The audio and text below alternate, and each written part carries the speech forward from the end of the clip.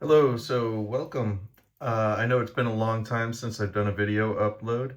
The last one I did, I realized was 2 years ago, and recently a commenter posted something asking where I've been for all this time, and the truth is I've been working a lot at my job, so I haven't really had a lot of time to focus on doing video uploads. Also, a lot of the stuff that I've been focusing on lately hasn't been HON30 related. It's sort of adjacent, and when I sort of explain what I'm getting into, it'll all make sense. But I've been on a bit of a standard gauge kick lately, and also a British narrow gauge kick. I thought I'd start with what I'm working on before I get into the long overdue Dieselpalooza. I thought I'd start with this SP coach in front of you. This is actually an old Athearn Blue box. I did a whole lot of detailing on it. Um, Completely gutted the underbody and rebuilt it based off of some photographs of cars that I've seen. So it's a fair approximation of an SP coach. And that's kind of all I'm really going for. Truth be told, I'm not an SP fan, so this is as good as it gets, but it makes sense in the context of my narrow gauge railroad, in that the narrow gauge railroad interchanges with an approximation of the Sierra Railroad, and this kind of car would have been found pretty regularly on the Sierra Railroad. So it seemed appropriate. I had one lying around, and I basically did all the detailing work you could possibly imagine on it. So this one obviously took quite a bit of my time to build, and at the end of it, as much as I'm not an SP fan, it's probably easily in my top 5 favorite coaches, simply because, I mean, it really does look the part. If you don't really know what you're looking for, you probably wouldn't be able to tell the difference if this was rolling down the track next to a bunch of brass cars. And that's pretty much what I was going for with it. I'm really pleased with the way that it came out. And I also tried out some new techniques on this one that I never tried before, like frosting the glass in the bathroom areas. So all in all, I'm quite pleased with it, and it's become another favorite. Continuing with that standard gauge kick, I did acquire a new locomotive. This is a brass, I believe it's a United logging 262. The price was just way too good. It was a non-runner. There were a couple of issues with it. It was missing the pony truck. So I gave it a new life, and now it's in the queue to get painted. I also came to a realization that I have a tragic shortage of uh, time period appropriate Santa Fe rolling stock. Um, if the railroad is operating in the late 30s, early 40s, kind of early transition era, I'm gonna need some good branch line cabooses. So I picked up a pair of these on eBay pretty cheap, and they're just your basic Walthers cars, but I did weather them up, paint them up, and put all of the grab irons on them. And then lastly, as I said, I've been on a bit of a British narrow gauge kick lately. I've had each of these locomotives for about a year now. Only just recently have finished them. The Fairly came with a factory installed DCC sound. The other two, however, I did the installations myself. I used the decoders from Tram Fabrique. They are absolutely wonderful. The Zemo decoders are incredibly small and can pretty much fit anywhere. Um, I was able to fit the entire sound system, including the speaker and the current keeper, in just the cab of the Prince. I didn't have to do any other body work to fit it anywhere. And I've been really pleased with the way these things sound and operate now. So they're with these three done, I've basically completed my Festiniog fleet. Um, I have one more locomotive that I'm still trying to figure out when and how I'm going to build that. But other than that, these three pretty much are going to represent any Festiniog locomotives that run on the railroad when I'm not running my more traditional American style trains. And that seemed like a logical place to transition into the long overdue Dieselpalooza. This is Harlot Castle from the Festiniog Railroad. This was a Chivers Fine Lines kit that was purchased, gosh, maybe about 20 years ago or so from B&F Hobbies up in Bakersfield.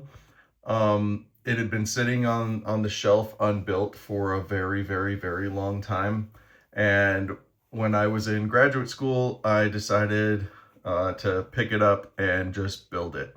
Now, I did a lot of research into it and realized that the mechanism wasn't going to be a direct one-to-one kind of thing to make it look like the prototype, which was a problem. So I did some research, found RT models, did a conversion kit specifically for this. And so I built the entire underframe using RT models kit. So as I was finishing it, as I was looking under the hood, so to speak, it seemed like there was an awful lot of space under there. Possibly enough space for a sound decoder and speaker. Now, this was before Bachmann started producing their '08 mechanisms with sound ready to run, which is fine by me because those are stupid expensive. But I was down at my local hobby shop. They had a Digitrax sound decoder for diesels there. It's nothing special, but it does give it a horn. It does give it a little prime mover sound to it. And so it's not much, but it is something. And it just adds a little bit more color to this workhorse of a locomotive. Now I know my paint job isn't 100% the most accurate. I tried to do the best I could with the paints that were available to me in the States. But this was the first time I ever attempted to paint wasp stripes on a locomotive. And all in all, I think I did an all right job doing that, although I don't think I'll do that anytime soon.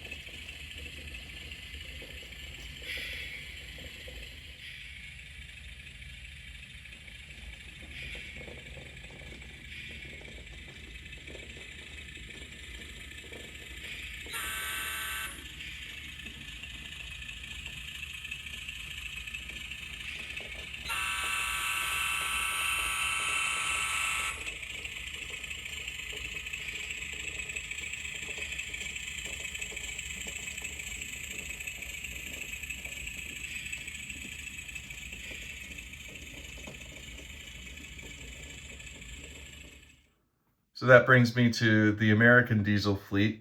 This was the first diesel I ever built, and by the looks of it in the camera, yeah, it kind of looks like it. It's a little bit rough around the edges, but that's kind of its character. This is the New York and Western number 9. It is basically a mini Trix N scale Fairbanks Morris with a couple of upscaled parts added to it.